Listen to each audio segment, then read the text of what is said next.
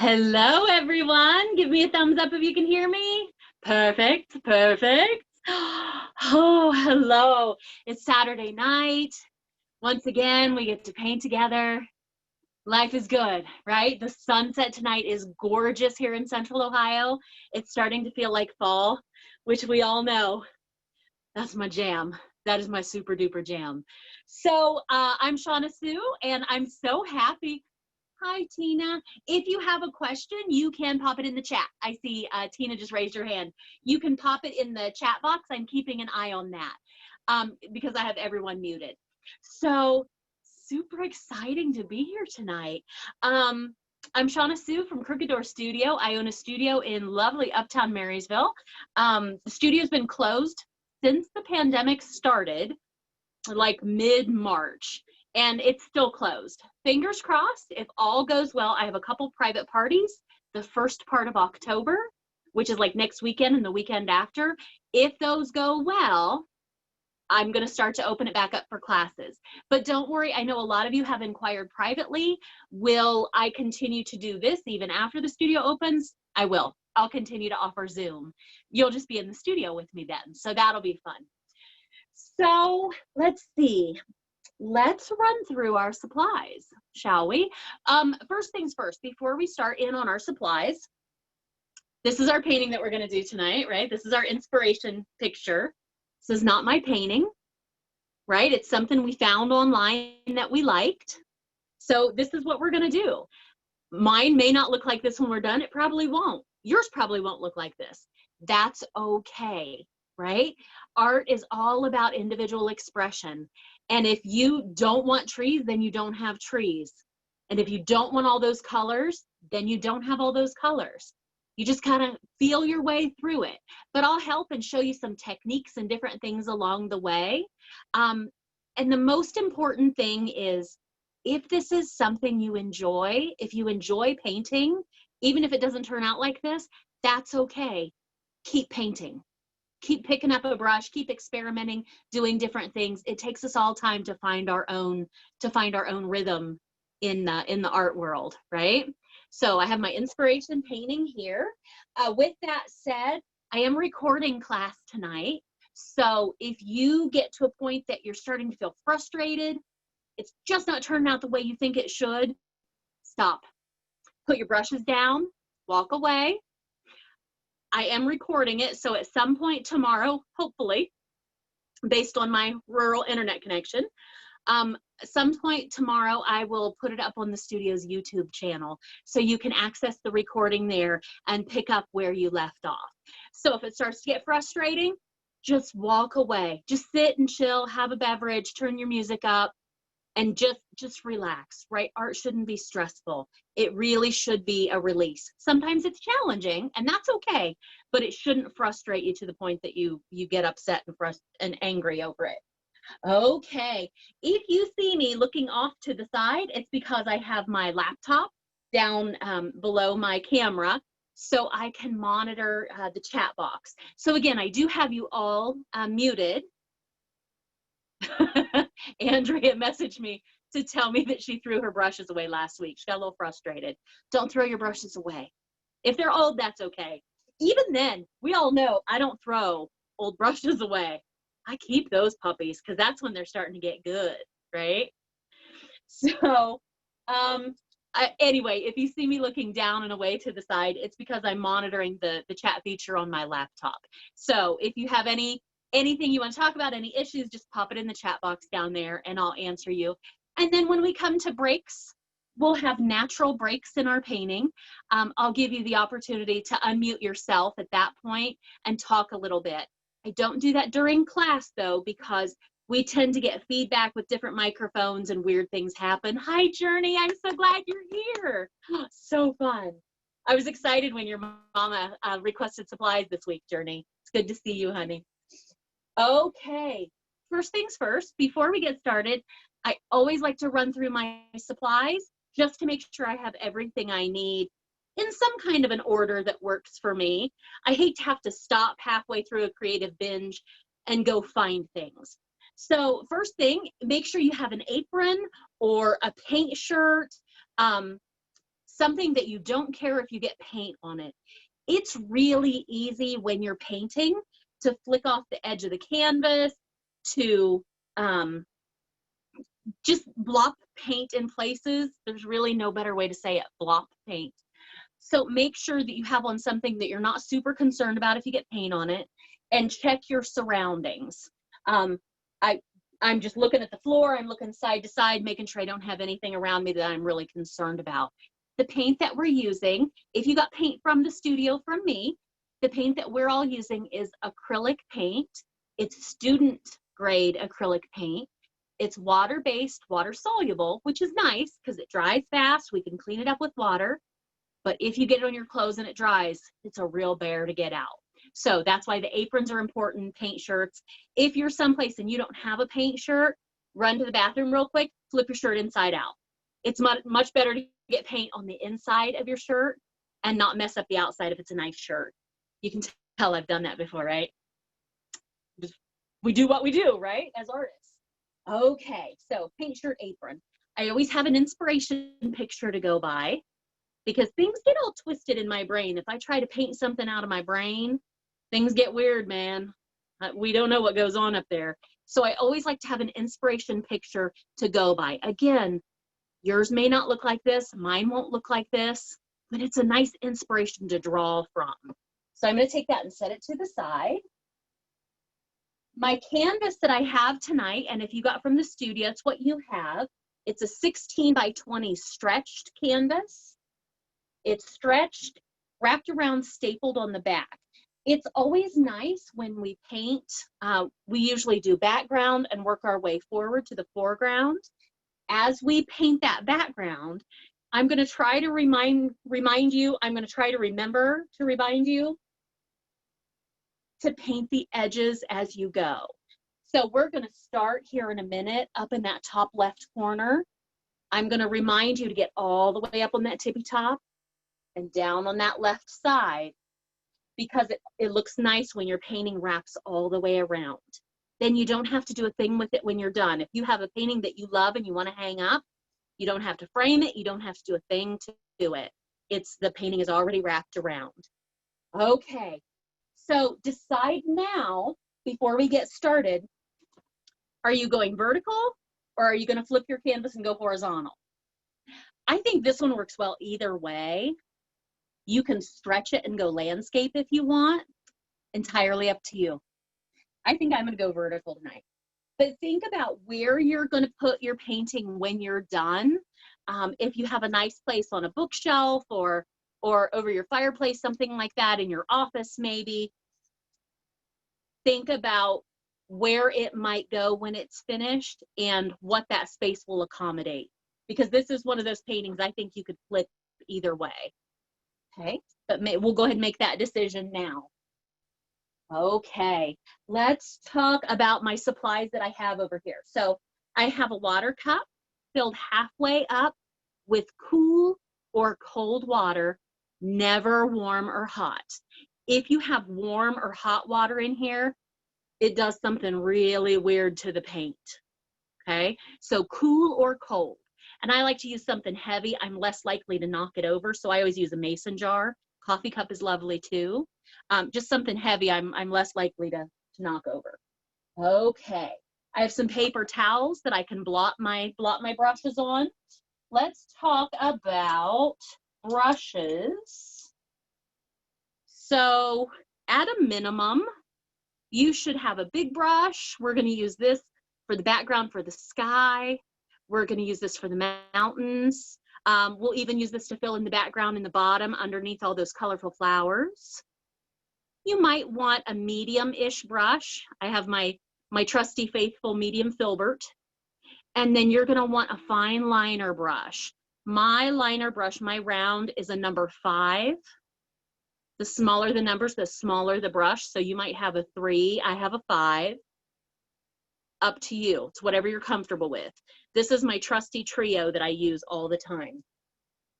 Other things I have over here, fan brush. I have a fan brush for this painting for that. There are a couple pine trees.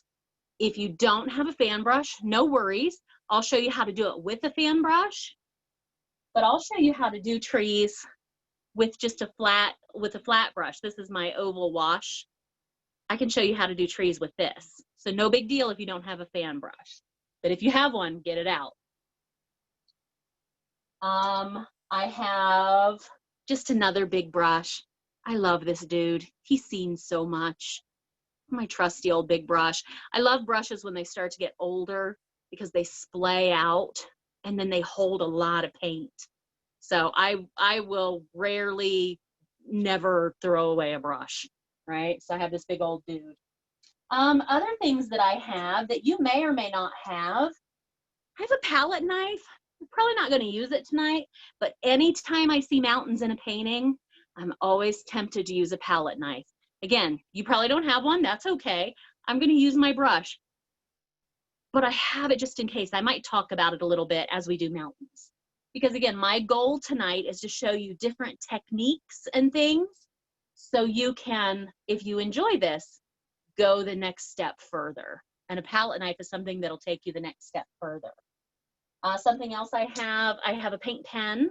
I always keep a paint pen to sign my paintings because I'm crap at signing with a brush. So I always keep a paint pen.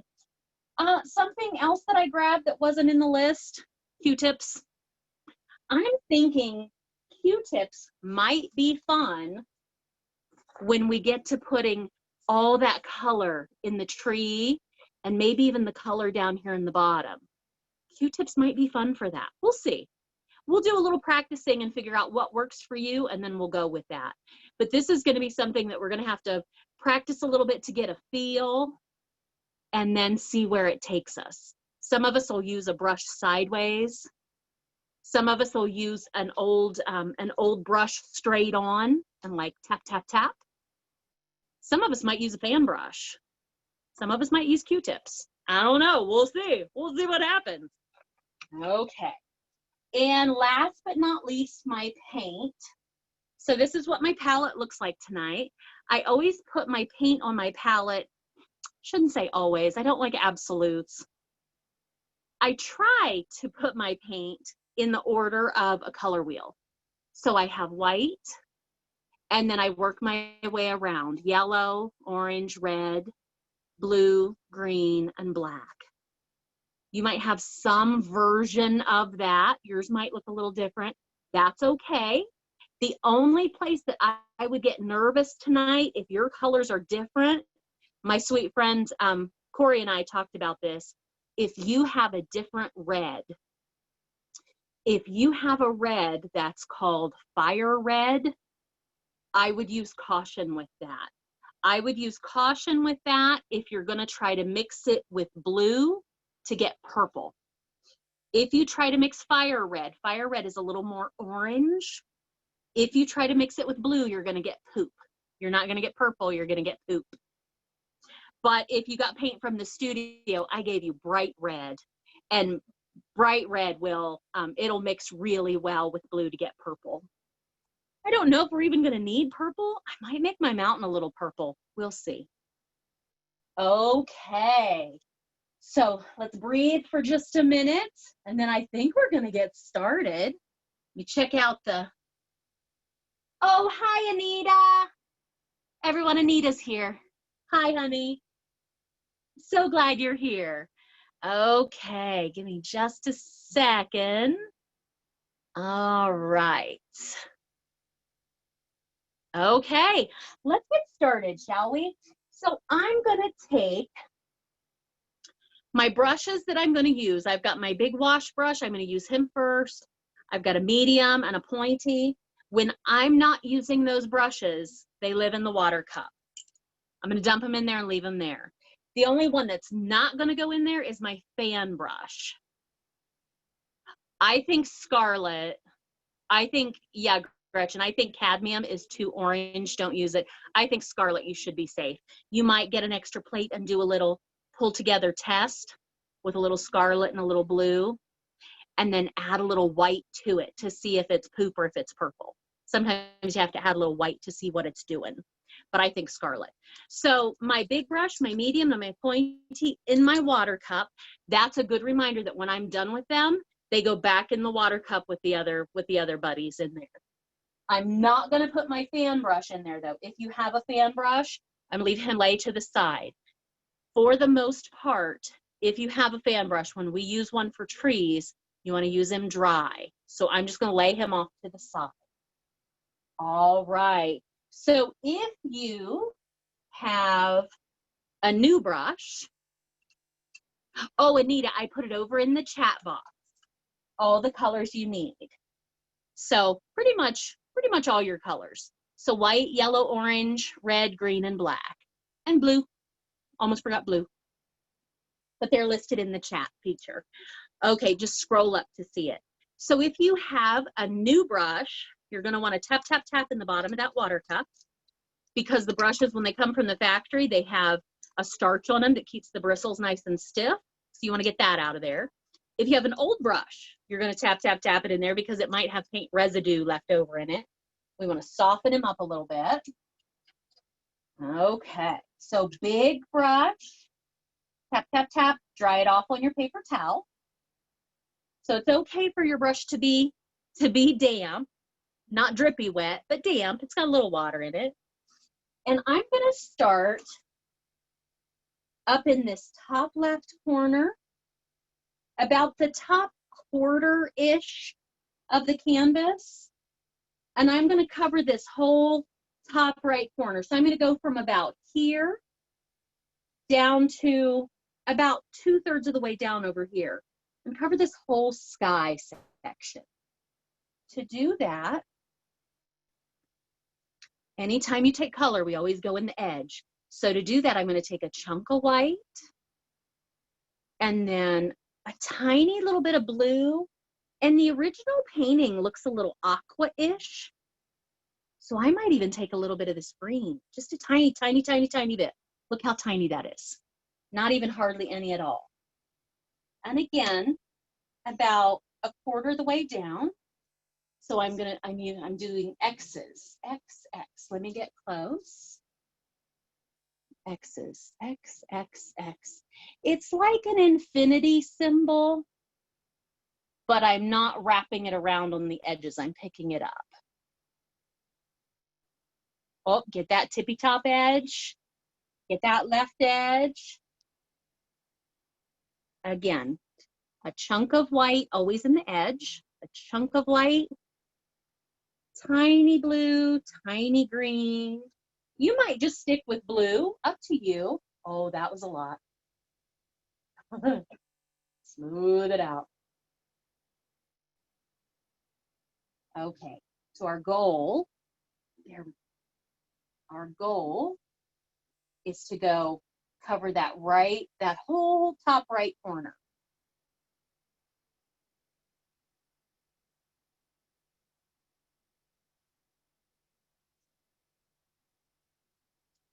Anytime we start a new project, I like to remind you to breathe. This is gonna be what it's gonna be. No pressure, there's no right or wrong. It is what it is. And that's what it is.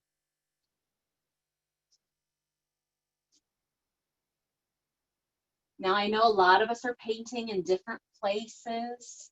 If you're painting outside, which I think some of you might be, because it's lovely out, if you feel your paint is really sticky, the environment will change everything about your paint. So if you're painting outside or you're painting someplace where it's really warm and you feel your paint's a little sticky, every now and then I'm gonna take my dirty brush. I'm just gonna go in the water cup and right back out. I'm not gonna squish it around in there. I just went in and right back out, dampen that brush a little, and back up to my canvas. And that helps that paint move around a little easier if you find it sticky. And it may not be sticky for you. Again, it's all about your area, your climate. I'm going to work my way down this right side down to about 2/3 of the way down.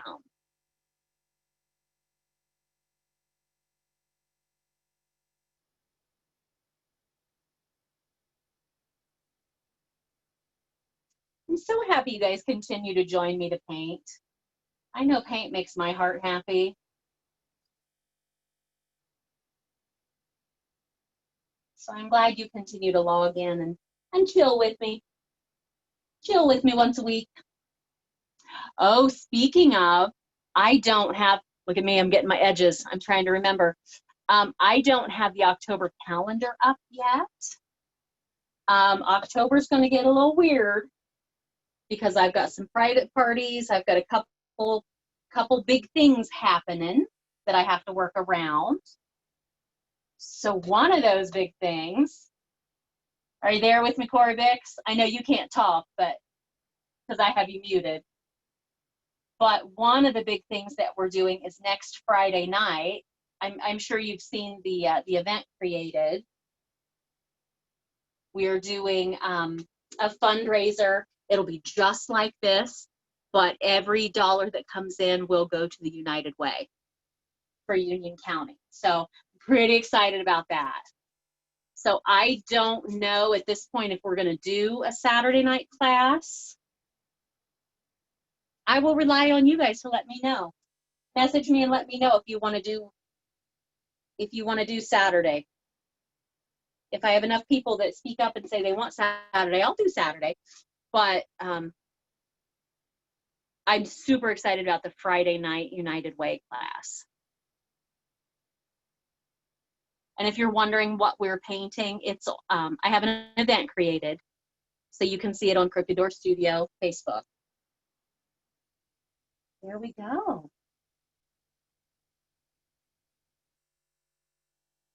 So as you put this sky in here, think about where your mountains are going to be, because that's our next step. Anytime we paint something like this, anytime we paint a landscape, we always paint the furthest thing away and then work our way forward.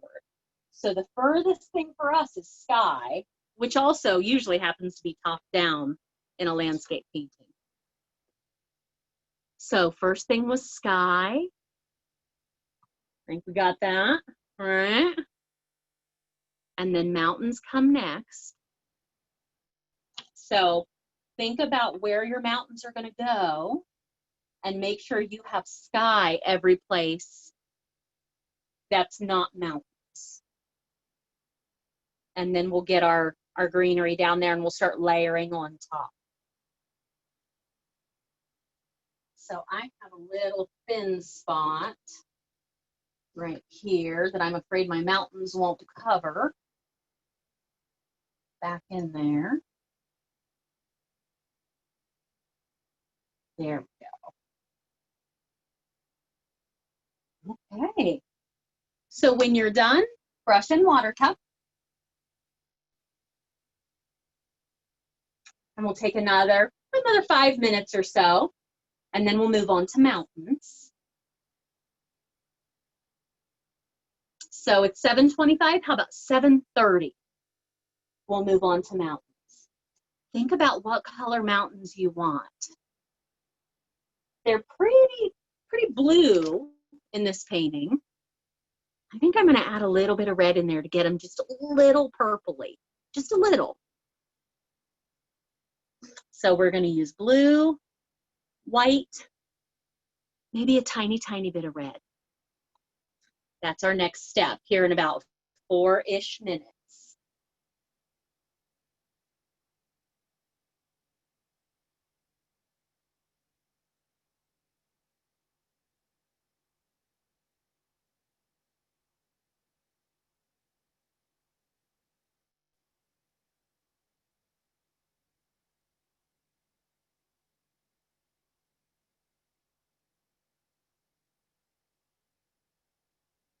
Ooh, I just looked over at the laptop and suddenly we have 28 people. I think it was like 13 people just a minute ago. That's what happens when you turn your back, right? People multiply. I'm so happy you guys are here. This makes my heart happy.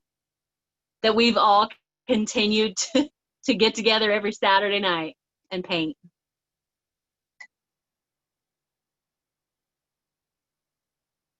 It's in that cup, Marie. Water. I get it. Me too. This looks fancy, looks like I'm drinking beverage. No, no. It makes me happy because it's my Halloween cup. Oh, see? It should make you happy. It's your happy cup, right? So I'm saving my beverage for after class because I found some beverage today. If you're personal friends with me on Facebook, y'all know what I'm talking about, and I'm so stinking excited about it. I can't stand it. And now I have to share with everyone else. So we have 3 more minutes before we're going to move on to mountains. So Witch's Brew, it's a wine, it's a sweet red spiced wine that comes out of Michigan, somewhere up north in Michigan, Leelanau Wineries. And this year they have 2 new Witch's Brews. They have an apple spice and they have a pumpkin spice. And you pumpkin spice haters, I don't want to hear your negativity because I love all things fall. I love pumpkin spice, so let me have that. This has been a rough year. Let me have it.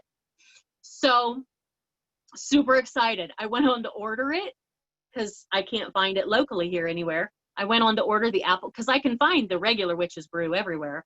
I went on to I went looking, couldn't find it. I went on to order the apple spice and the pumpkin spice, and they don't ship to Ohio. And it was like a punch in the gut. I thought 2020 is hard enough, and now you won't let me try the new Witch's Brew. So my Facebook friends helped me out, pointed me in the right direction. I made friends with a new cashier. Oh my God. Aldi had what? Pumpkin spice whipped cream and maple vanilla. I need to go to Aldi tomorrow, evidently. So I made friends with this new cashier at this little like MVP Mart that we have in Marysville. And evidently it's the place. If you need a like special order beverage, they will hook you up. And dude had 4 bottles. And you know, I bought them all because had to. But I also found out that they can special order it for me. Now, why they can get it, but I can't? Oh, Trader Joe's has pumpkin cider? Gretchen, that sounds lovely. I don't know that I've ever had pumpkin cider. Ooh. Okay, 1 more minute and we're going to move on. And I'm going to spend that minute thinking about pumpkin cider. Because my drink of choice a couple years ago, it sounds like I'm an alcoholic, and I'm really not. I don't drink that much, but love this time of year. So my drink of choice a couple years ago was warmed up apple cider with whipped cream vodka. Just a little bit, just a little titch, just a little. That was lovely. So now I'm thinking pumpkin cider with a little whipped cream vodka. That might be lovely. Oh, all things fall. Oh, it's 7:30. Time to move on. Time for mountains. Okay. Here we go. So again, mountains are blue, white, little bit of red.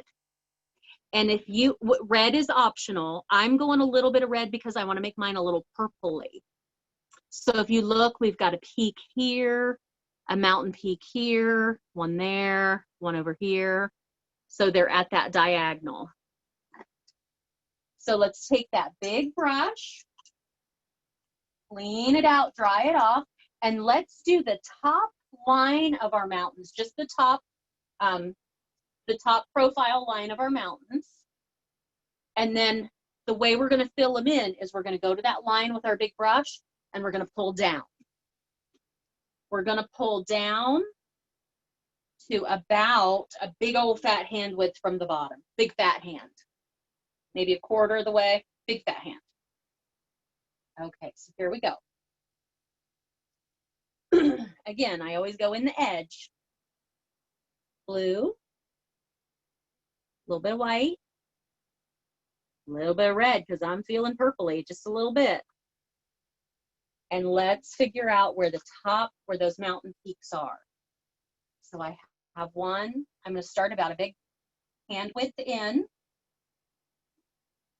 So he's going to start right about there. Oh, I have to go up higher. My sky didn't, I didn't take my sky down far enough. There we go. And then we're going to down. And I might go up and then down. And then up again. And down. Something like that. Something like that. In the mountains aren't our focal point. We just want to get them in the background. So that's what I'm going with for my profile. Now again, I'm going to load that brush up with blue, little white, little red, and I'm going to pull down to about a big old fat hand width from the bottom. My paint tonight, for whatever reason, is sticky. So every now and then I'm going to my water cup. So blue, white, tiny bit of red. I'm going to pull down.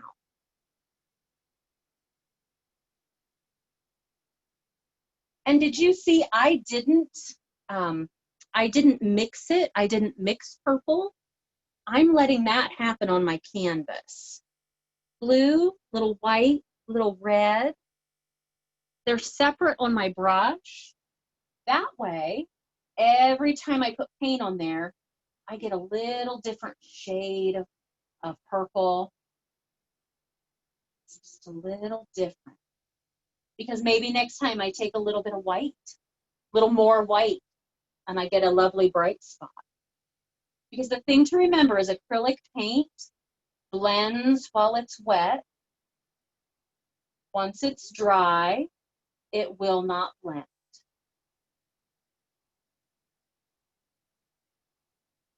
Maybe next time I just take blue. Ooh, that's pretty.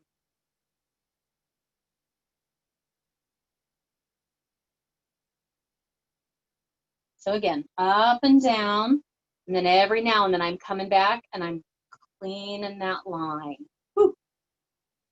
Clean that line. So let's do that all the way across. Blues.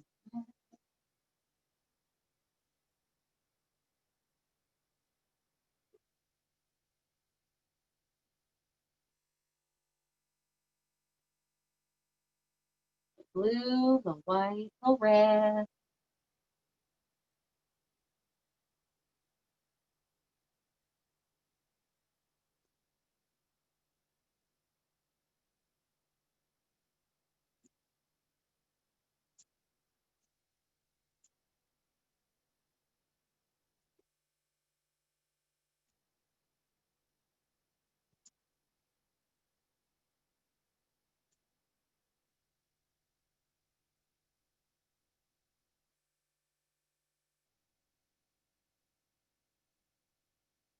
Oh, Gretchen, you've got me over here daydreaming about pumpkin cider now.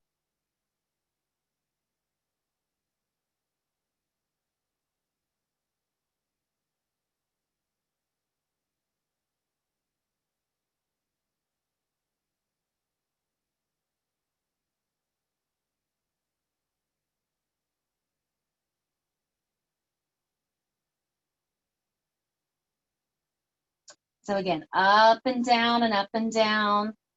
And then every now and then, come back up with that big brush and clean up that top line. Clean up that original line. Because you'll have all those little marks where your brush started and stopped. Every now and then, come back up in there and swipe down your mountaintops just to clean it up.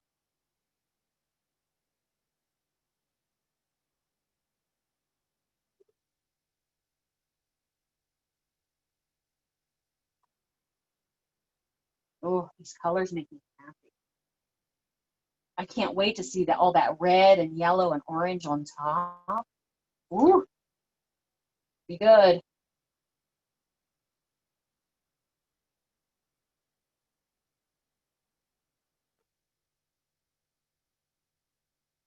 go.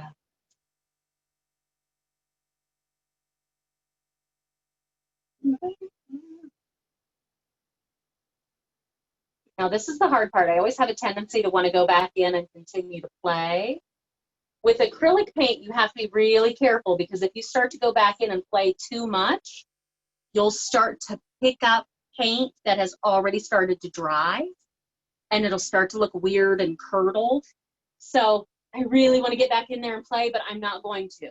If you have, as I run my brush down it, if you feel the need to get back in there and play and change something or fix something, at this point, you kind of have to let it dry before you go back in, because you will start to pick up half dry paint and it'll start to look like congealed and curdled and weird. Blessing and curse of acrylic paint. And I'm going to stop. I'm going to put my brush in my water cup. And you see, I said we're going down to about a big fat hand from the bottom. You can see I went further than that down there. That's okay. That's okay, because I'm going to use green and a lot of black for my base coat underneath these flowers. And I know green and black especially will cover whatever, however too far I came down, that black will cover that. So I'm not too concerned about it.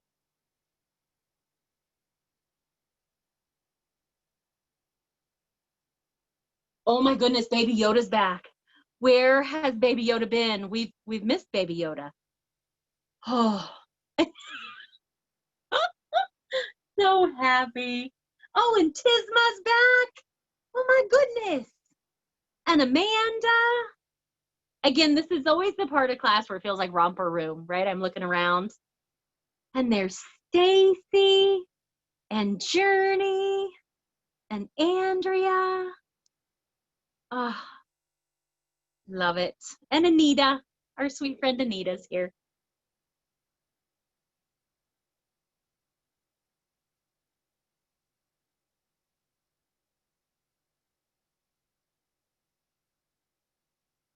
Okay. This will take another 5 minutes or so. Get those mountains on there. Again, this is, it's just background. Oh, I didn't talk to you about palette knife. So you may not have a palette knife, and that's okay. But again, I can talk about this in the next step. How about 7:45 we move on? That gives you 6-ish minutes. So palette knife is something that if you don't have, you can take one of these coated paper plates and cut it into squares. You can use a credit card or a driver's license. But if you want to up your game to the next level and put maybe some snow or some highlights on your mountains, a palette knife is always fun to play with. And there are so many different shapes and sizes of palette knives. I like this one because it has a nice flat edge here, and then it has a smaller flat edge here. So I can turn it and use it that way if I want to get a smaller. Butter knife, not necessarily, because it's a lot of butter knives have those grooves in them, and that'll do different things to your paint. You could try it though. I've used all kinds of stuff to paint with. My palette knife doesn't have any of the little serrated edges. It's just a nice smooth surface. So in the next 4 minutes, I'm just going to show you what you could do if you wanted to play a little. Take that palette knife, and I'm just going to kind of set it in the white paint a little. So I have the tiniest little roll of paint on there. Tiny little paint roll on the end. And again, this is optional. This is just showing you something you can play with later. And what if I go to the peak of my mountain and I have that roll of paint and I set it down here and I pull it down and across. Kind of looks like I have snow on my mountain now. It's a little windswept. Again, you can do that with a credit card. You can do that with just a like a piece of cardstock, a piece of heavy cardstock.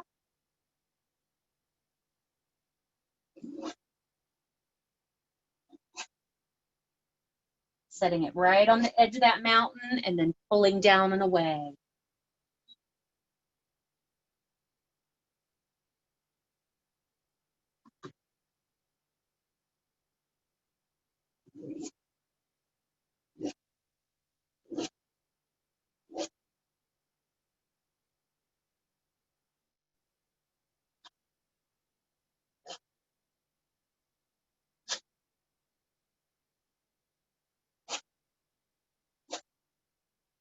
Oh, just fun, something fun.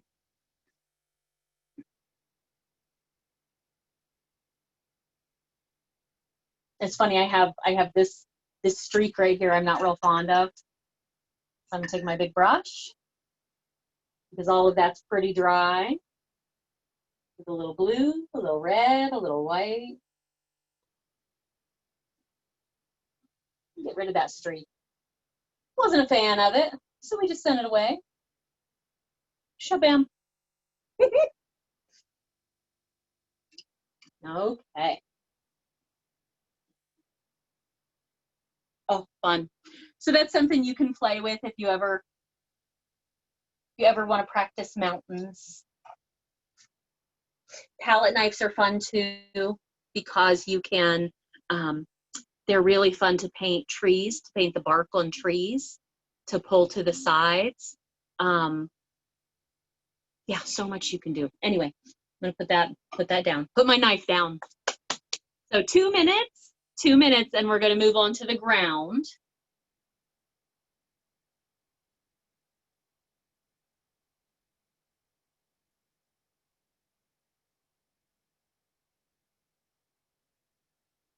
Ooh, I like that, Andrea.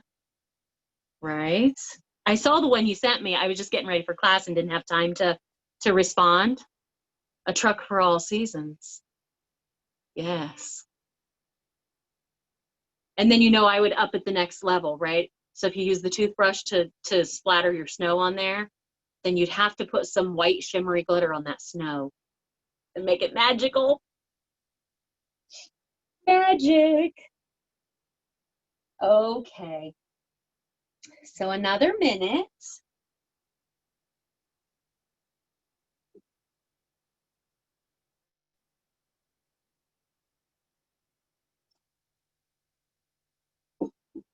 Is it weird that now I have snow up on the top of my mountain? I really kind of want a little skier up there. Just a little dude getting ready to take the plunge. Okay, not gonna do it though. We're gonna move right on forward. Okay, so I want to get some dark color back in behind where these bright colors are going to pop later. These bright colors down here at the bottom, they really pop out because they have a dark base behind them, so they have that contrast.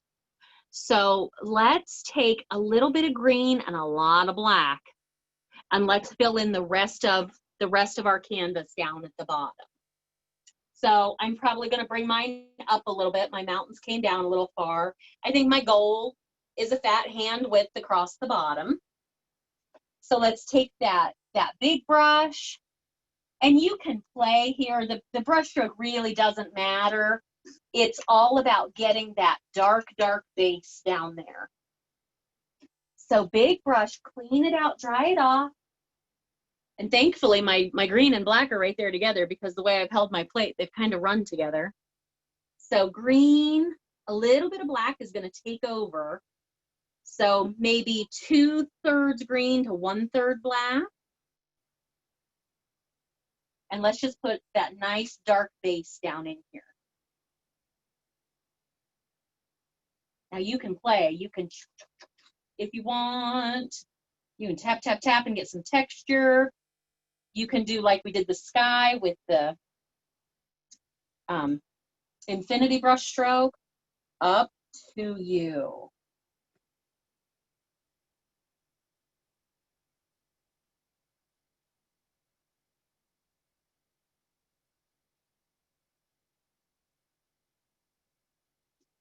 You know, I kind of like the idea of the tap, tap, tap.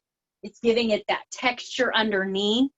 So if I have any of that that shows behind my brightly colored flowers, it won't look weird and flat. It'll already have a little bit of texture to it. So yeah, I think I like the idea of I'm just tap, tap, tapping with that big brush. I don't know if you can see, because now I already have this cool texture happening there, as opposed to just this smooth brush stroke. I really like that, that chunky, rough texture down there. Up to you though, right? You're painting.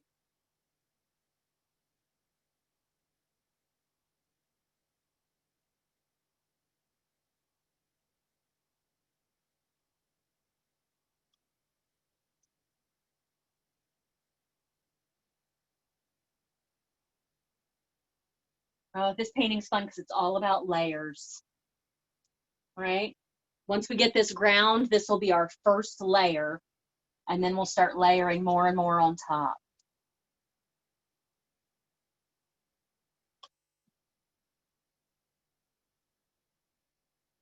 Okay.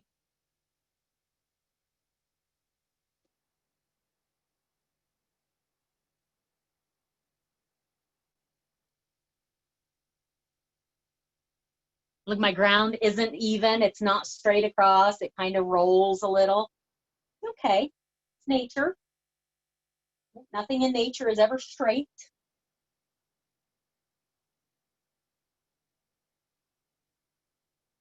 Okay.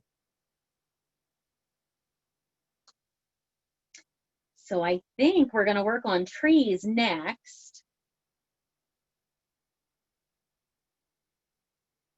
And I'll show you, if you don't have a fan brush, I'll show you how to do a tree with just your big wash brush.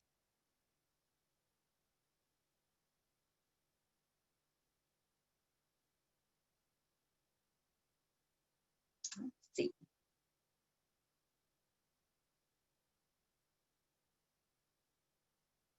So it's 7:50.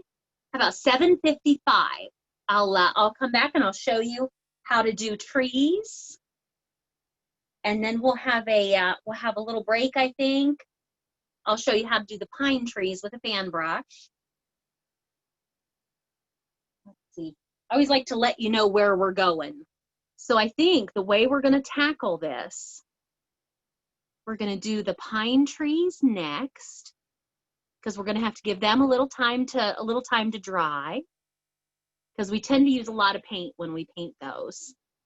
Then we're going to go up and we're going to put the backbone of our tree. We're going to put some branches up here. Let that dry. And then I think we're going to come down here and start to get some color. Maybe put a second coat of highlight on our trees. We'll see. So we're going to kind of jump around a little bit and layer after layer after layer. Okay. So 5 minutes and we'll move on. I'll show you how to do pine trees. My evergreens with a fan brush, without a fan brush. You might, if you've never done evergreen trees before, you might get some paper or an extra plate or something to practice on. Because I will say the first couple times you do them, it takes a little time to kind of get a feel for it. So we'll talk about that in about 4-ish minutes. Oh, and Leslie's here too, and there's Lynn. Oh my goodness. All my people here tonight. So exciting.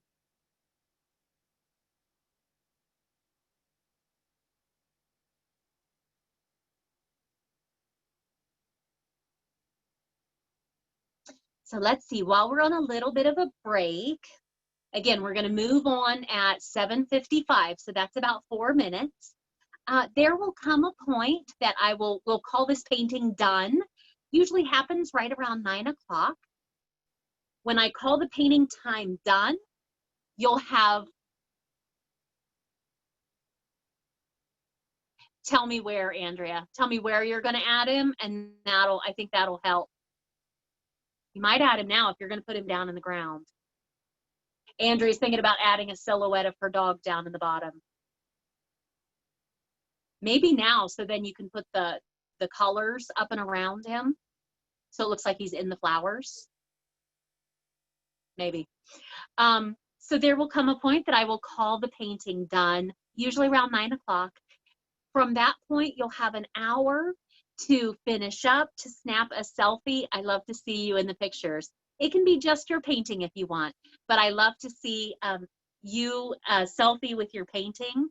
Private message it to Crooked Door Studio on Facebook or email me, either one.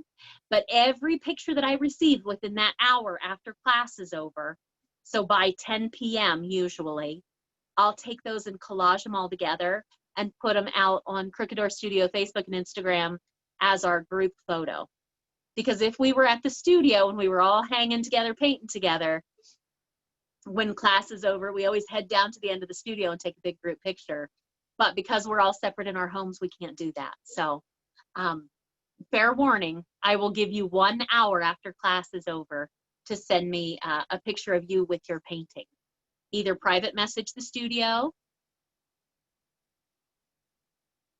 Oh no, dish soap. It's good. Dish soap is great if you act right away. Oh, Gretchen. Oh, Gretchen. Gretchen's evidently making a mess tonight. But Gretchen brought it up. She said dish soap will help clean out paint if you catch it right away. Fun fact, if you don't catch it right away and you have paint on you that has dried, Murphy's oil soap. Murphy's oil soap is an artist's best friend. It really is. You put a little bit of Murphy's oil soap on, like if it's on your clothes. You're right, rubbing alcohol lifts it too. But I keep Murphy's oil soap because that's what I wash my brushes in. I suppose you could wash brushes in alcohol. I guess I've never tried. And alcohol isn't something, it's still hard to find around here. I don't know about where you're at, Baby Yoda, but rubbing alcohol is still, you got to get to Meijer early in the morning to get the rubbing alcohol. It's a little bit of a challenge still. Supply chain, pandemic supply chain. Somebody needs to write a book about it, because the things that have been affected by this whole pandemic, it's weird. It's weird, man. Frozen pizza was like huge on the hit list there for a while. You couldn't find frozen pizza anywhere. Anyway, I digress. I chat a lot. I like to talk. Thread, right? Weird, right? You say that and I'm like, yeah, because Leon, one of my pandemic projects, one of my quarantine projects was to make new curtains for my house. I couldn't find white thread anywhere. It was impossible to find. So I had to sort through my supplies and make my own bobbins, and from trying to make masks. You couldn't find elastic either, any kind of elastic. Vacuum bags as filters. It's crazy. Yeah. Unintended supply chain consequences from the pandemic. Somebody needs to write a paper on it because it's fascinating. Okay. Trees. Are we ready? Let's do this. Okay. So I'm going to get a plate so I can get nice and close and personal and show you how trees work. So let's talk about a tree. Let's go back to grade school for a moment, because if we're going to put an evergreen tree on there, think about your elementary school Christmas trees. It's shaped like a triangle. That means we're going to start at the top, work our way down. That means it has to stay really, really skinny at the top. We have a tendency to get, on these kind of trees, to get too fat too fast. And then we have these very tubular trees. Not what we want. We want to stay nice and skinny and small at the top, and then branch out, puns, and then branch out as we work our way down. Okay? So any brush you have, regardless of what brush you have, we're going to start with the pointy brush. I'm going to start with my number 5 round. Again, whatever brush you have, you just want to make sure it comes to a really nice point. And I'm going to do my trees in green and black, but I'm going to show you in black. Okay, so I'm loading that pointy brush up, and I have to put my backbone in first. So I'm going to start at the top, and I'm going to pull straight down. Probably gets heavier, gets fatter as you come down to the bottom, right? Because that's the way a tree's built. And then we have to go back up here to the top. So now if you have a fan brush, now's the time. He's not in the water, he's nice and dry. I'm going to take that fan brush and load it up. Load it up. That helps hold the bristles together. Again, if you don't have a fan brush, stand by. Stand by, I'll show you with one of your other brushes. Okay, so I've got it loaded up with paint.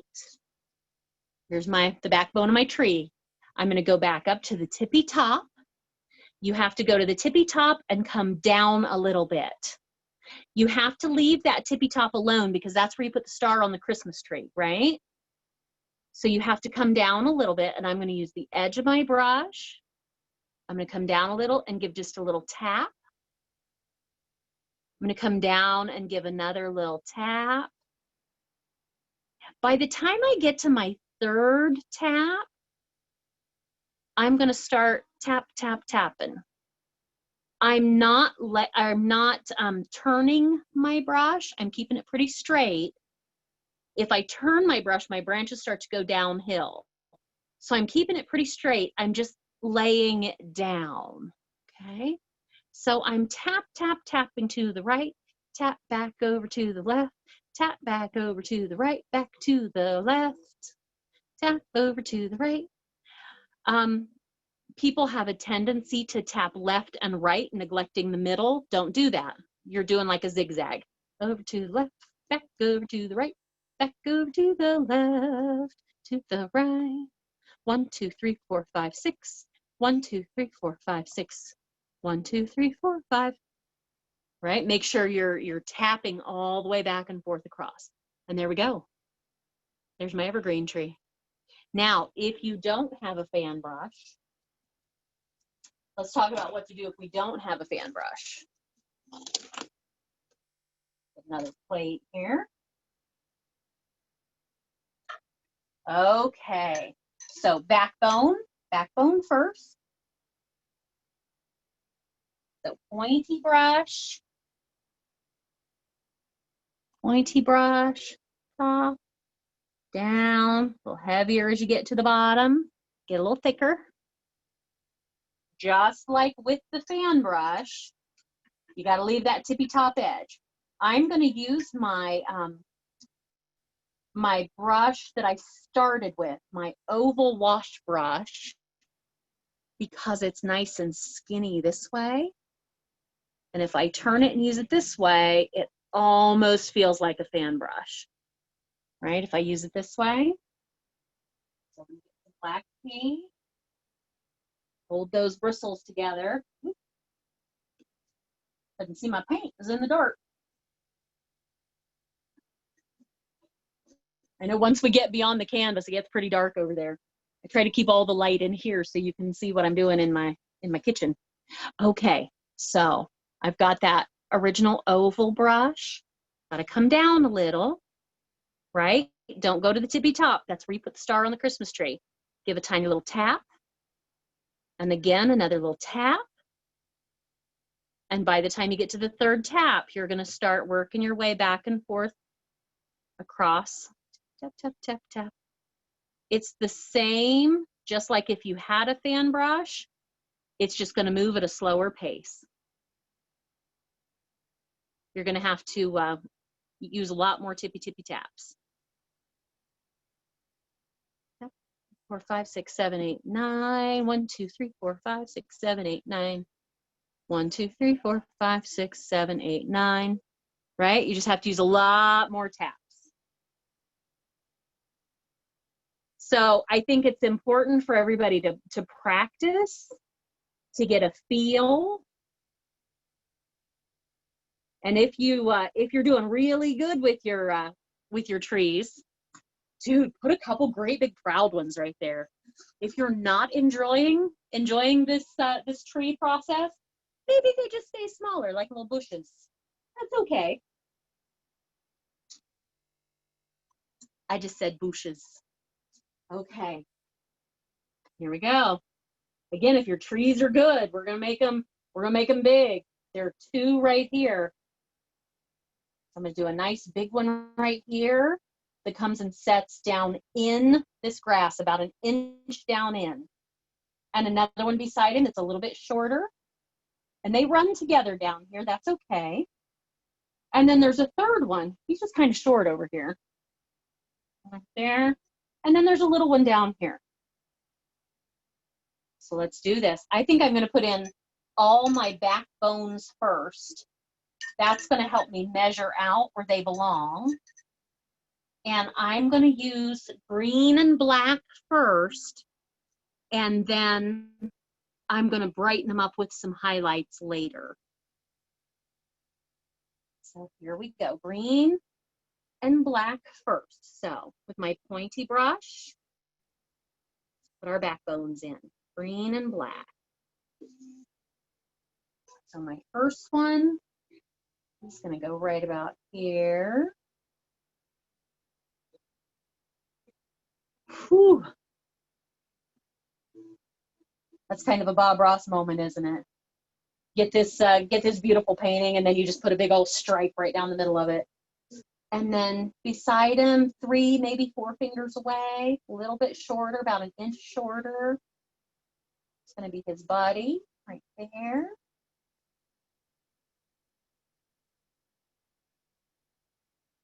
And then over here, like 2 fingers off the edge,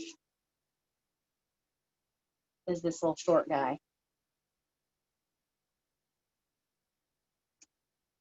And then last but not least, one more right over here. So I have a total of 4. You might not have that many. You might not have any. That's up to you. You might decide that these trees aren't for you, and that's okay.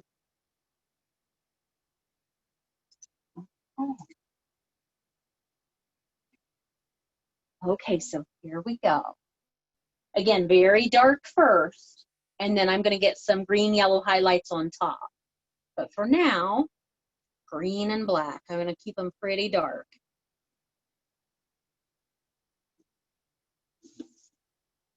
Let's see. I'm going to start with this little dude over here. If you're not sure how you feel about something, it's always good to not start right in the middle, right? Start off to the edge.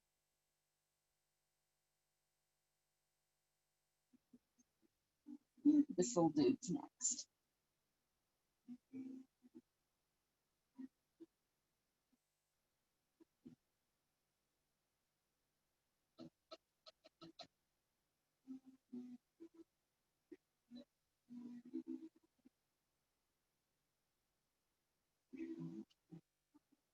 And then this one, and then I'll do my big one last.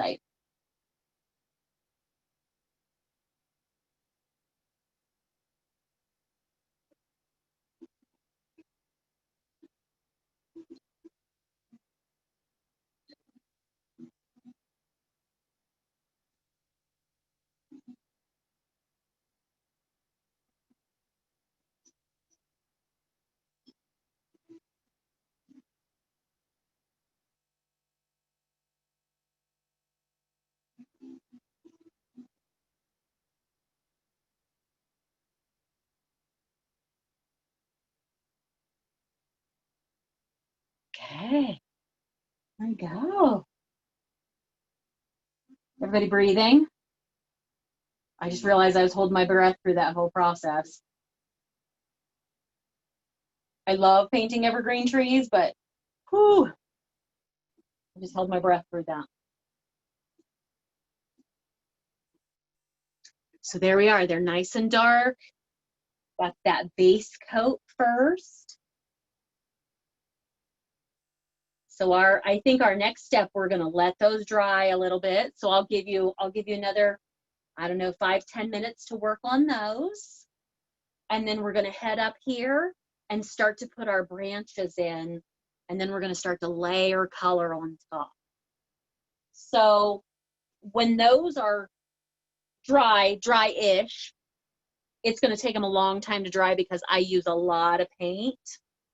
I'm gonna go back in with some green, some yellow, and get some lovely highlights on there. But since I'm not gonna do that for a while, I'm gonna take this fan brush and clean it out.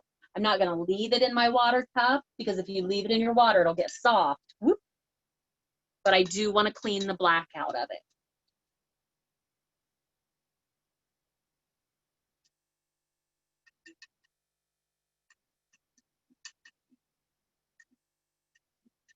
There are a lot of serious faces out there in Romper Room land. Are they okay?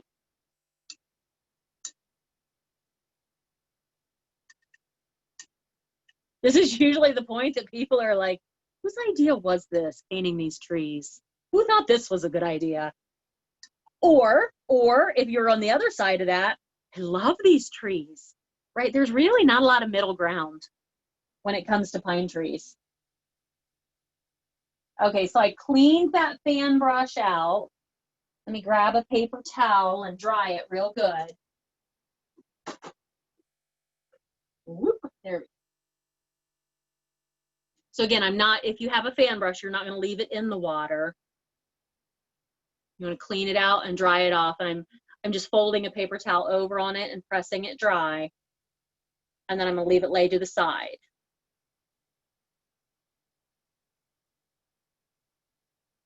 And back out here. Oh, I know some of you were asking a while back about fan brushes. I finally did get fan brushes in at the studio. So if you need one, let me know. I can hook you up. The ones I have at the studio, they're nice and stiff. And it's really hard to find a nice stiff fan brush. They're usually really wishy-washy and really soft.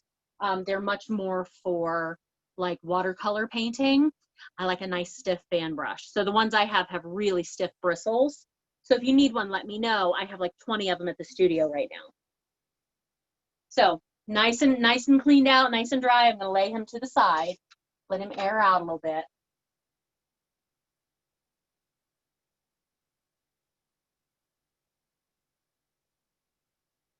Getting kind of excited about this tree up here, what that's gonna look like. That is like a gnarly old branch. It's like a kind of like a willow, right, with all those hang downs. Hang downs, you know, technical terms. Hang downs.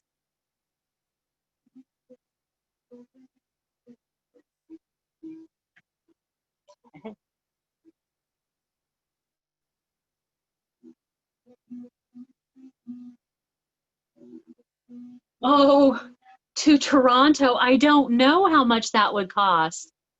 Can you do if I give you my zip code, can you do a check real quick? Or I can send you, in Toronto, do you have Michael's craft store? I can send you the link for the fan brushes that I use. Or if I give you my zip code, you can look up on the postal service real quick and see how much that would cost, because I would ship you one. I don't normally do that, but I would totally do that, because man, it's hard to find a good fan brush. Ooh, you do have Michael's. Okay. While we're still working on those trees, let me find the link. I will reply to your message with the fan brush link. So let's take, how about 4 more minutes? You're welcome. Let's take 4 more minutes and finish up those trees. Again, this is just that base level, that base coat. And then we're gonna move into branches up high, okay? So 4 minutes, 8:15, we'll come back.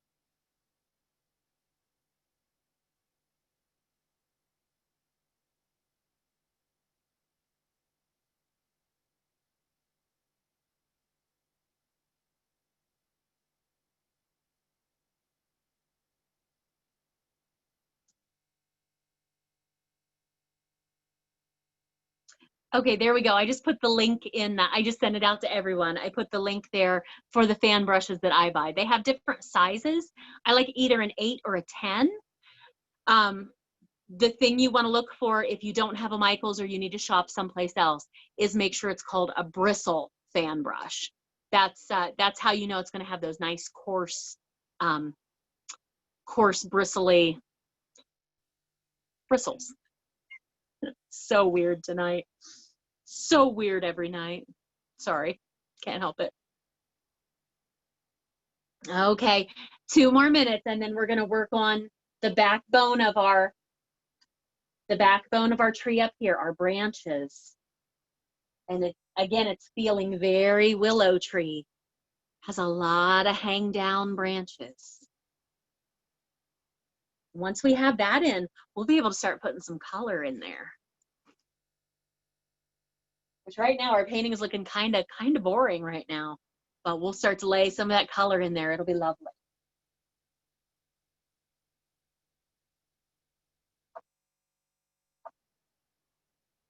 Oh, Journey, it looks good, honey. It looks really good. Good job.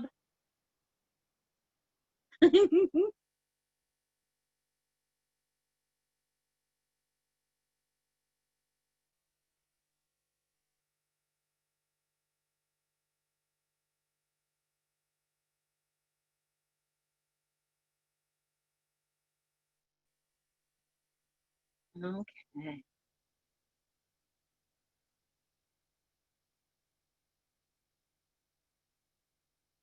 Super excited about this. I'm just like analyzing these branches and what's going to happen here. So we're going to kind of start from over here. And I think I'm going to start close to this corner. And then I'm going to swoop down. And then I love this little creepy little bump right there. So I'm going to start at the corner. I think I'm going to swoop down and bump it up and then back down. And then most of my branches hang down and they're very, very, very fine and very, very thin.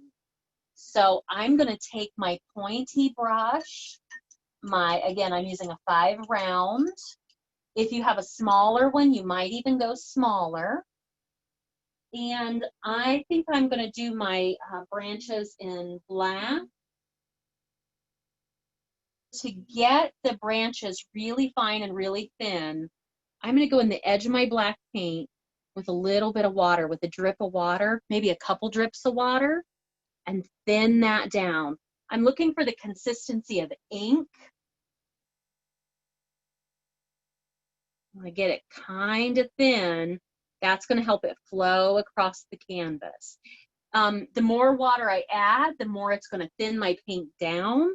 I'm okay with that because I don't necessarily want big, heavy, bold black branches, right? I want them to be very, I don't know, not transparent's not the right word, but they don't need to look like somebody took a big fat Sharpie and drew them across there. So if I water my paint down, I'm okay with that. Okay. So I'm twirling that brush and getting it to a point.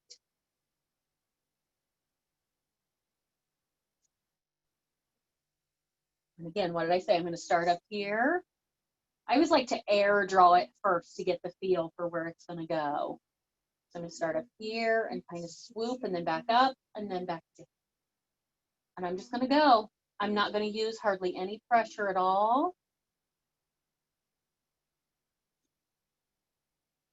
Ooh, I didn't breathe. I didn't breathe through that. That was a tough one. Now you can see, if I get close, you can see it broke up in a couple places. It's heavier in some places, lighter in others. That's okay. That's nature, right?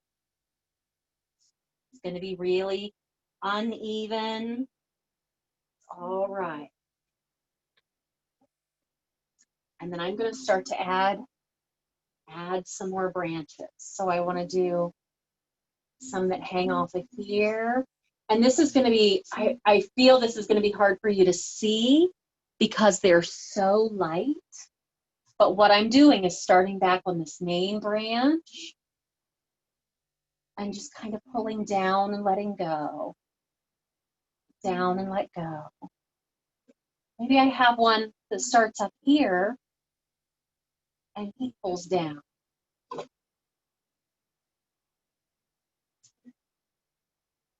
So the thing I want to accomplish here,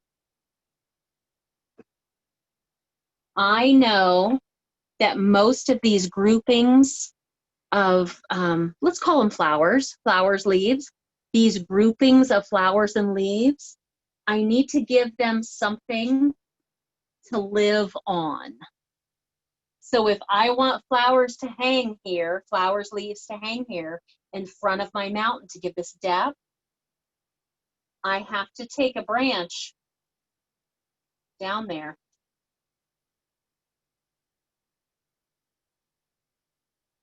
My biggest guidance to you is keep your paint nice and thin and use very little pressure. Even though my brush is loaded up with paint, I'm using just this much at the end. Boop, just that teeny tiny, like those 5 hairs that stick out further than everybody else. Boop, just those.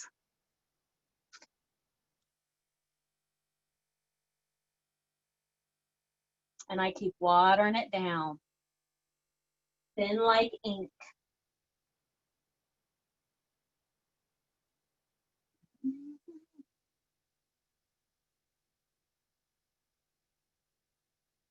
Now, when I get ready to put my branches on, my leaves, flowers,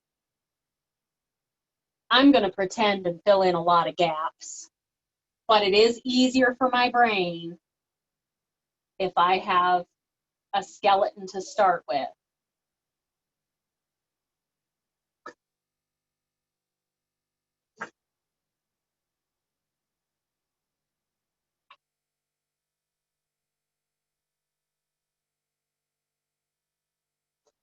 Not sure how much more I'm going to do here, because I really want to, I don't want to concentrate so much on the branches. I want to concentrate on those, all those colors.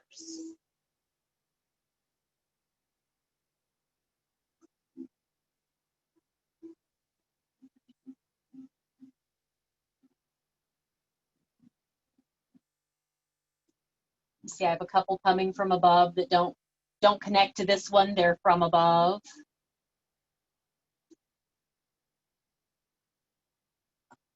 Okay. I can always add in more branches later.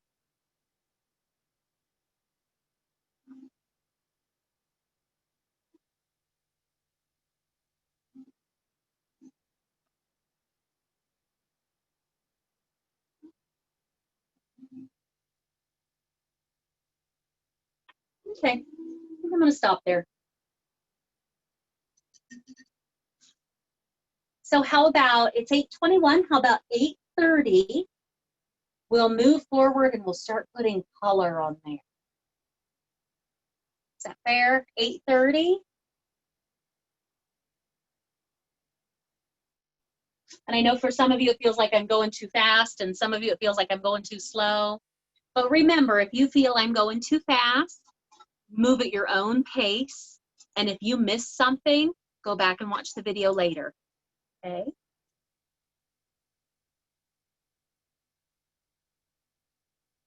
Oh yes, that's funny. I didn't even see the comment until just now. I turned around and looked at my laptop. Yes, you can put in more trees. More trees. Oh, if the trees down here aren't what you think they should be, I think it would be fair to take some blue and just send them back into the mountain. Right? You don't have to have trees down there. Just send them back into the mountain, up and down, like we did that mountain brush stroke. And yes, I am recording this, so it'll be available on the studio's YouTube channel sometime tomorrow. So about 7-ish minutes, and we'll move on and start to get some color. some color on there. I think maybe we'll start with the greens in the trees, the greens in our evergreen trees. We'll start to get some green up here, some green down along the ground.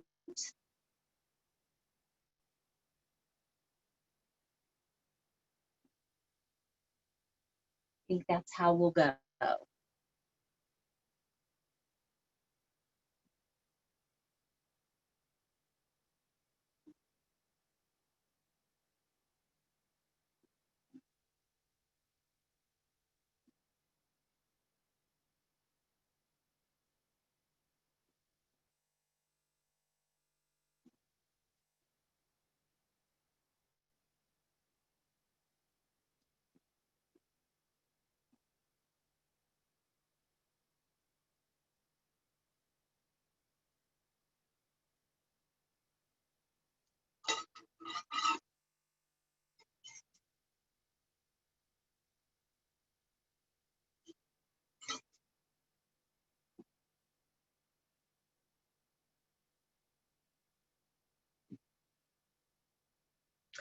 So again, we'll move on at, I say 8:30. That's about 6 minutes. And that's, if you're done, that's just giving this all time to dry a little bit. Because if I want to try to start to add those beautiful, brilliant colors and my black is still wet, my black is really going to tone down all those bright colors. So right now, I'm just kind of looking, I'm getting a different angle and looking to see if I have any big rolls of wet, dark paint that might take a long time to dry. So I've got one right here. I'm just going to smooth that out with my finger, because that was a pretty big roll of paint. My trees, I'm going to smooth those out a little. Just kind of pushing them flat a little bit so they'll dry a little bit faster. There we go. In about 5 minutes, we'll move on. We'll start with the greens, we'll add in some yellow, and then we'll start to get into those reds, oranges, yellows. Yes, yes.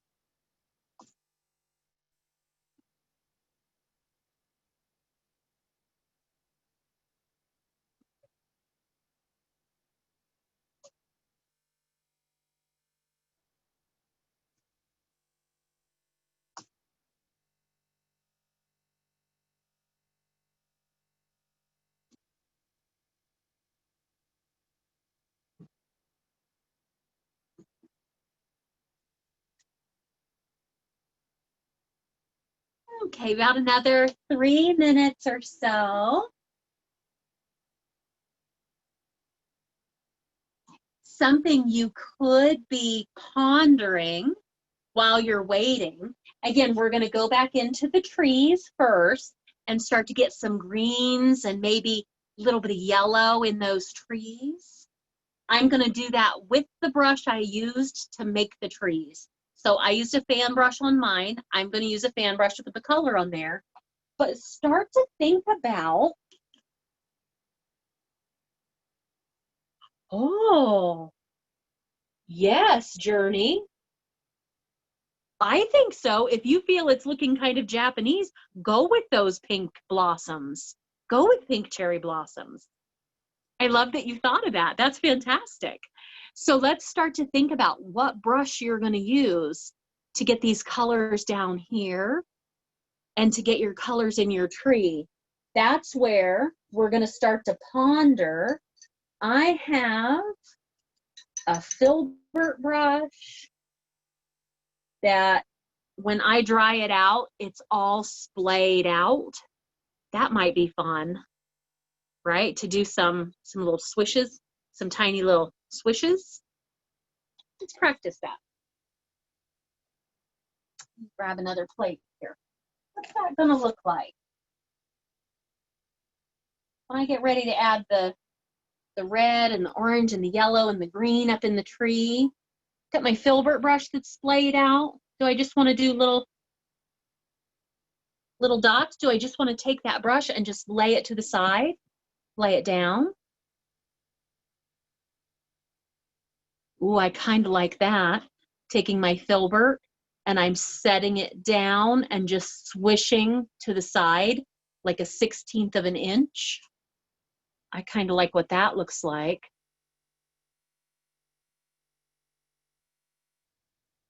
That's fun. I could use a Q-tip. All right, my Q-tip. How does that make me feel?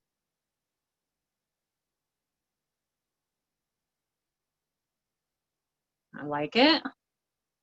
I think the more erratic, the better. I could use my fan brush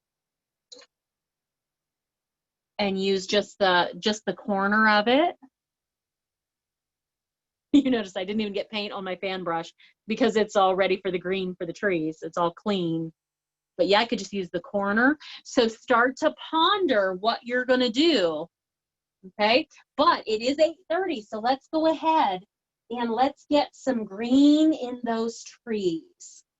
So whatever brush you used for your trees, let's go back over them with that same brush. I'm going to use some green, maybe a little bit of yellow. We'll see.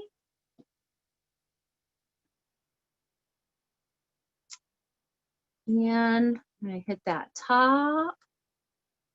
And then I'm just going to go back over it. I'm leaving some of the black show through. I'm not covering it completely.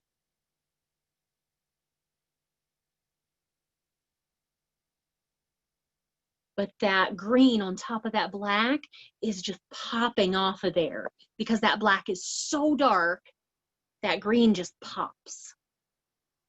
Okay, so let's do that to those trees. I'm not using any white. I'm just using green and little bits of yellow every now and then.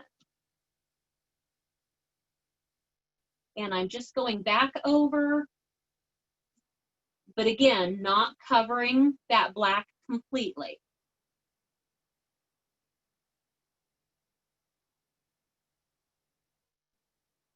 And make sure you're going on down into that ground. I'm not stopping at the top. I'm going on down into that ground a little bit.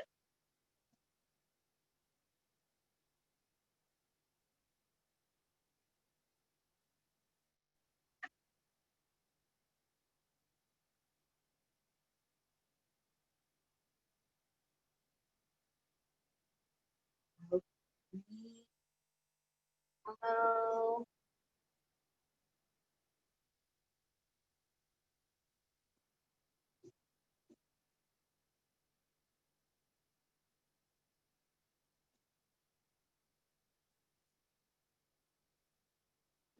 Well, I'm already feeling better about this. Those black trees were making me sad. They needed a little oomph, and that green is doing it for them.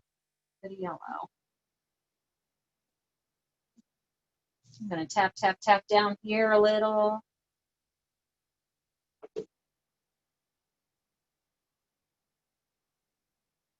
Get this one last tree over here.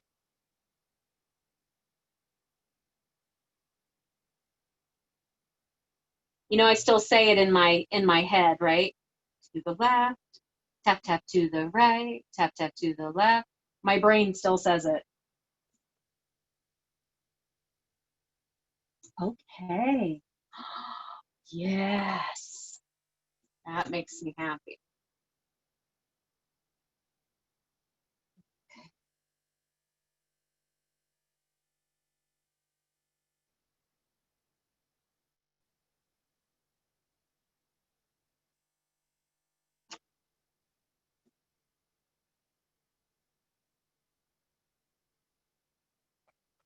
Okay.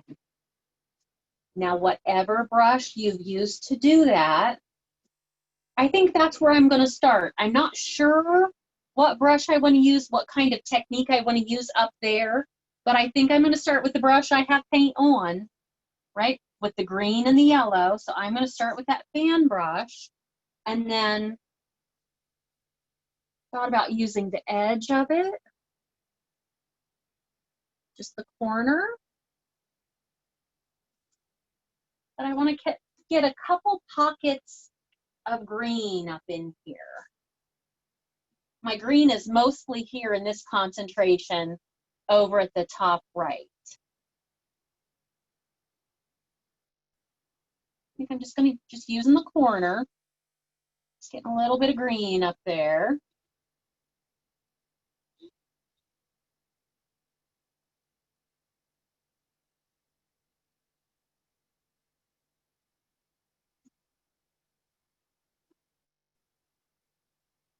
Might add a little bit of white to it.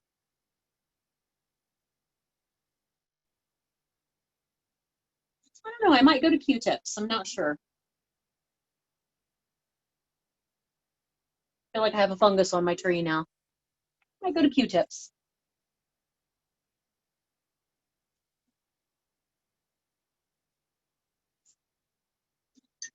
Let's see how Q-tips make me feel.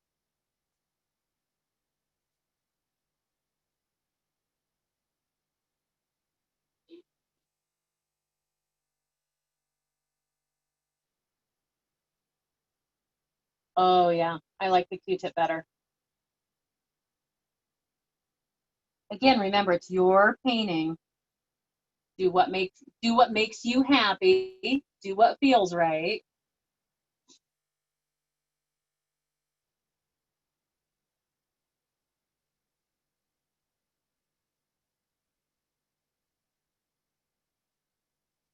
Again, I'm just putting a couple pockets of green on here. I just want a little bit of green interspersed.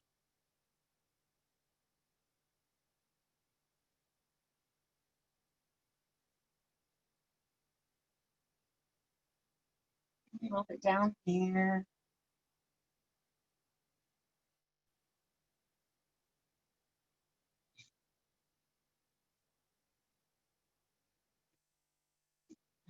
Okay. See how I'm following some of those down, some of those branches, and as I follow them down, I'm starting midway and I'm coming down and I'm losing paint as I go, so they trail off to nothing.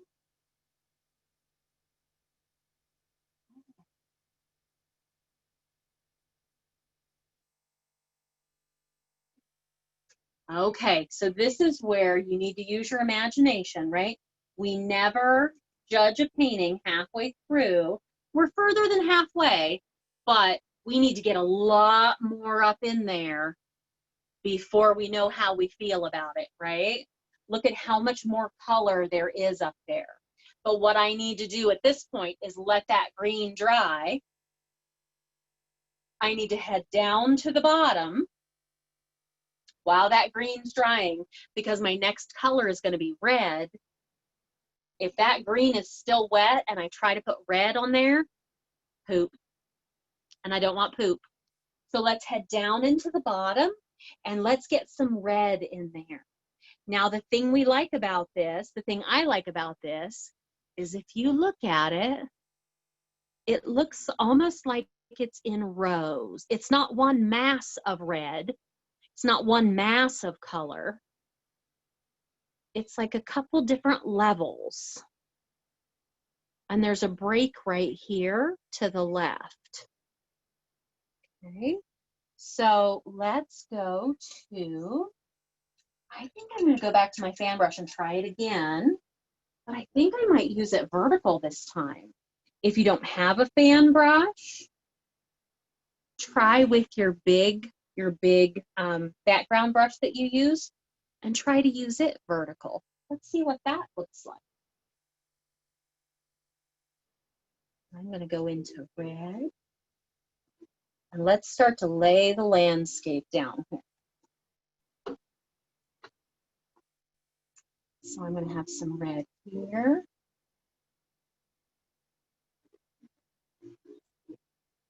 Oh, that's fun. I like the fan brush. I like the vertical fan brush. You'll have to try, if you don't have a fan brush, you'll have to try your background brush, your oval wash. But if you do have a fan brush, turn it vertical. And I'm just tap, tap, tapping. That's fun. And then again, it's in rows. So I'm going to get another row here.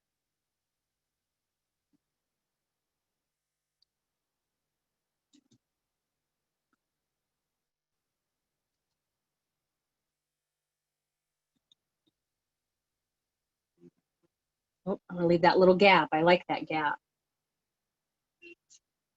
And then I want to get some over here. Tap, tap, tap. Tappity, tap, tap, tap. Mama. I'm going to start singing Queen to you here in a minute. Nobody needs to hear that. Sorry. Oh, I like that. So right now it's just red. All right, we'll let that, leave that for a minute, and then we'll start to get some orange. And then maybe some yellow and white. Oh, I think I'm gonna do that. I've got my fan brush. I'm not even gonna rinse it out. I'm gonna go straight into orange.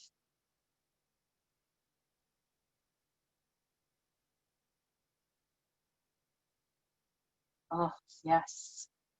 And I'm taking my orange along the tops of the red.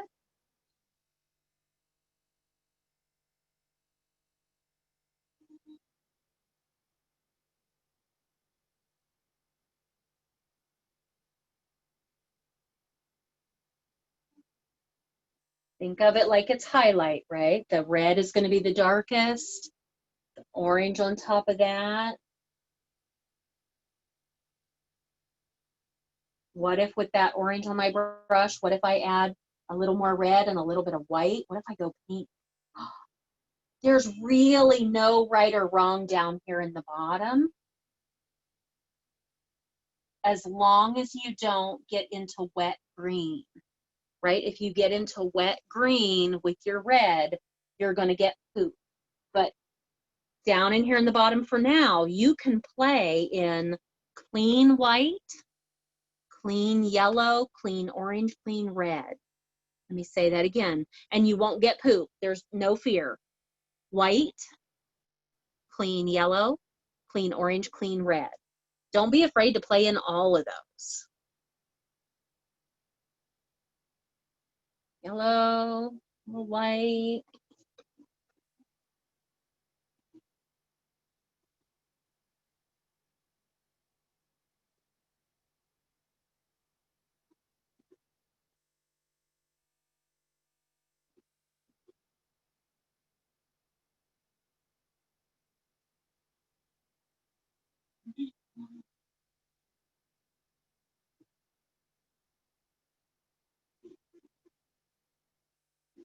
Oh, that's pretty.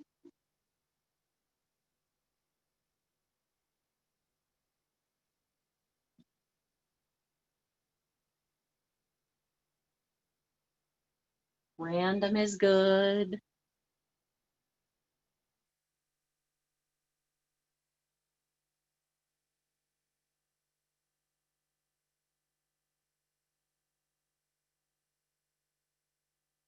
Little pop of white every now and then.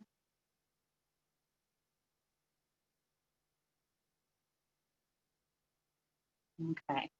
I think I'm to the point I need to let that dry a little bit, because I'm gonna start to turn it all into one color, because it's gonna get a little muddy if I'm not careful. So it's time for me to head back up into my tree. Set that brush to the side. I'm really, really liking the Q-tip. What if we use one of our medium brushes? Let's give that a try.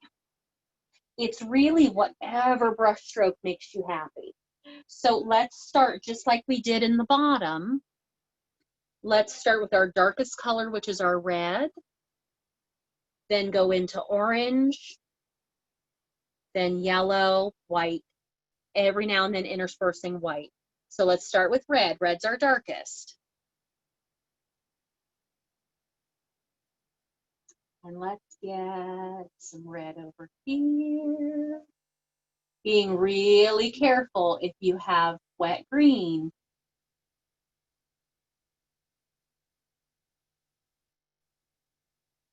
And remember, we're not putting it everywhere. We're putting it in random spots. So maybe this branch, maybe this one.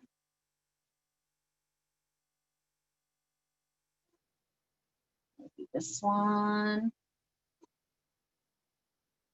I'm going to go into some orange, maybe a little white.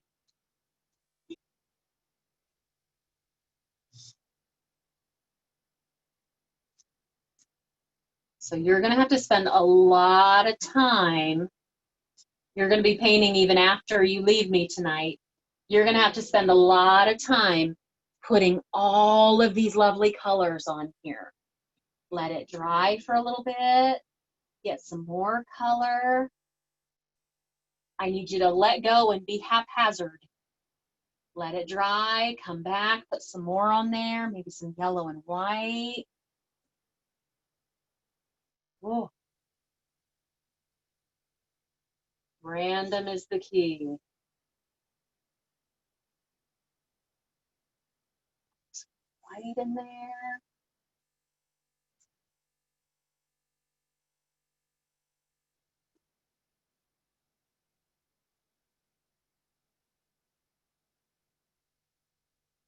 Look at that, I'm just going crazy. Crazy. I'm not even cleaning my brush out, because I know the colors I'm playing in. I know those colors are safe.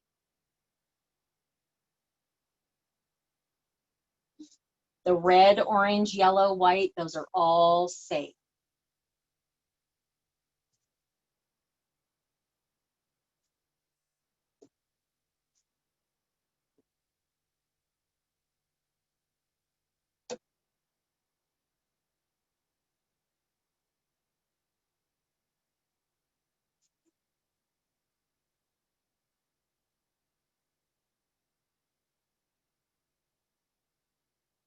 So remember, as we do this, as we fill this in, you want this to be all full of color, and then have all of those little trail downs, right? And they trail down all the way down in front of your mountains, so mine aren't going far enough. They need to trail on down there. So as you do this, the paint that you're using is going to be very transparent, right? That means you're going to have to add, to get it to pop. If you want a nice bright yellow, you're going to have to add white to it to get it to pop. If you just add yellow, you're not going to get the color you want. it's going to look kind of green. But add a little bit of white to it, and it's really going to just explode.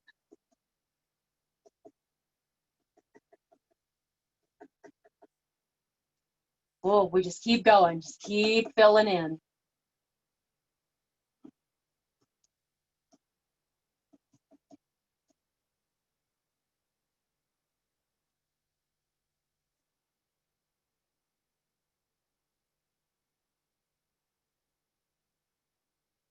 The more I get up here, the more I like it. The more, oh, the fuller it gets.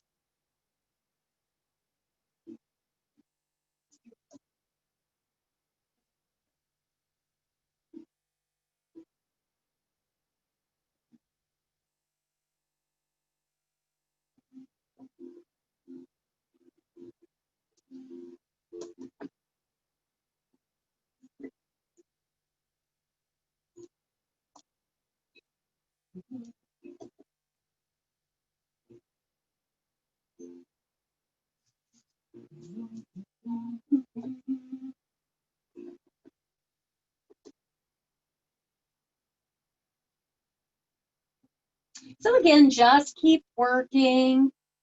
More layers, more layers. I just went back into red to get some more red in there. Every now and then, back away from it. See what kind of shape it's taken.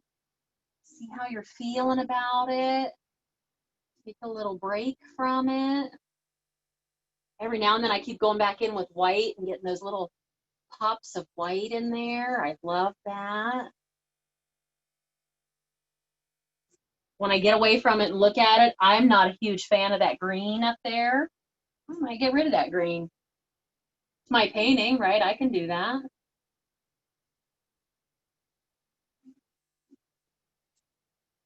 So I know this is something that's going to take time, and I know this is something that you guys are going to be working on for a while yet, or you're going to put your brush down and walk away from it for a while, because this will start to get frustrating if you're not feeling it. I recognize that. So I'm going to put a little more color on here, and then I'm going to show you how I'm going to finish this out.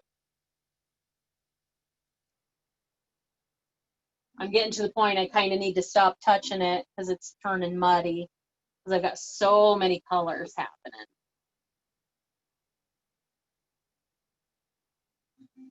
So I think I will, I'll let it dry a little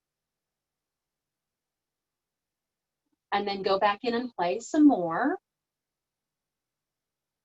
But at this point, what I want to do, I want to go back in and I want to accentuate some of my branches again, because I've lost a lot of my branches. I've covered them with all my color. So I'm going to go back in with my pointy brush with a little bit of black. And this is all wet, but that's okay. I'm going to come back in over top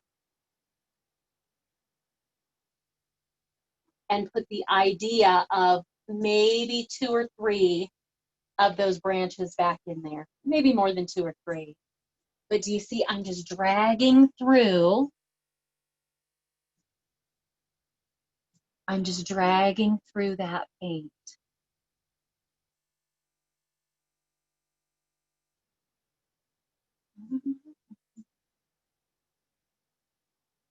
I'm going to add a little more black paint to it. I don't want to put all of my branches back in there, but I want to give the idea of some of them. A little more black paint, another branch. The idea of a couple of these hang downs here.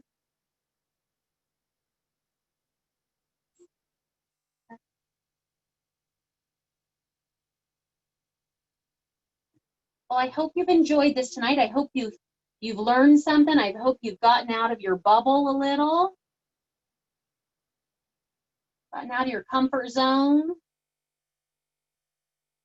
tried something new.